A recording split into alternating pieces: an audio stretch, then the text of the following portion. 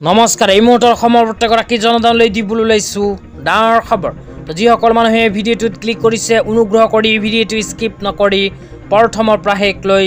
চাই থাকিব কিয়নো এইটো ভিডিঅ'ৰ মাজত কৃষকসকলৰ পৰা আৰম্ভ কৰি মহিলাসকললৈ কেইখনমান গুৰুত্বপূৰ্ণ আপডেট প্ৰদান কৰিম তো যিসকল মানুহে ভিডিঅ'টোত ক্লিক কৰিছে অনুগ্ৰহ কৰি ভিডিঅ'টো স্কিপ নকৰি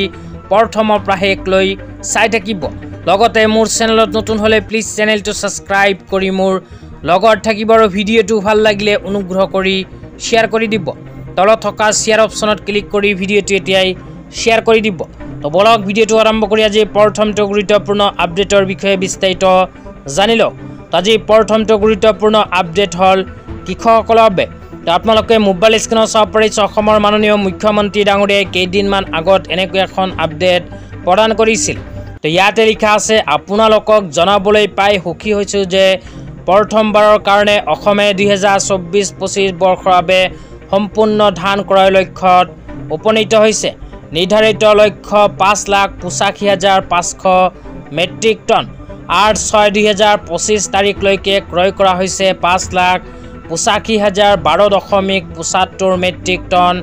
ধান তাৰ পিছত কৈছে অসমৰ কৃষি খণ্ডৰ বিকাশৰ কাহিনীৰ এক নৱ অধ্যায়ৰ চিন স্বৰূপে এই ব্যৱস্থাপনাৰ 30 জুনলৈকে ক্ৰয়ৰ সীমাৰেখা খোলা থকাৰ সময়ত আমি নিশ্চিত যে আমাৰ নিৰ্ধাৰিত চূড়ান্ত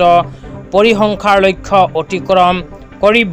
তো ইয়াতে কোৱা অনুযায়ী যিসকল কৃষকে ধান খেতি কৰিছে সেইসকল কৃষকৰ পৰা অসম চৰকাৰে পোনপটীয়াকৈ ধান ক্ৰয়ৰ ব্যৱস্থা হাতত লৈছে তো কৃষকসকলে নিজৰ ধানখিনি যদি চৰকাৰৰ ওচৰত বিক্ৰী কৰিব বিচাৰে তেন্তে অহা 30 জুন তাৰিখলৈকে কৰিব পাৰিব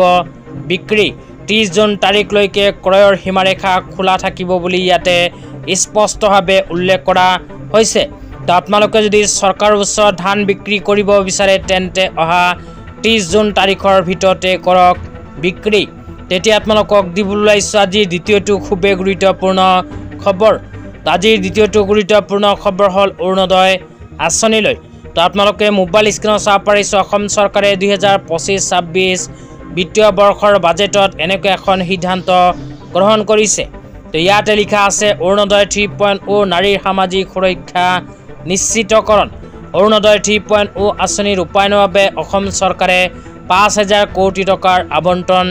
প্ৰদান কৰিছে তাৰ পিছত লিখা আছে 2025-26 বিত্তীয় বৰ্ষত বৃদ্ধিৰে 37.2 লাখ মহিলাক সামৰি ল'ব অৰুণোদয় আঁচনিত তাৰ পিছত কৈছে অৰুণোদয়ৰ সৈতে সমতা নিশ্চিত কৰিবলৈ ৰাষ্ট্ৰীয় বিধৱা পেঞ্চন আঁচনিৰ অধীনত স্বামীহীনাসকলক অতিৰিক্ত পেঞ্চন প্ৰদান কৰিব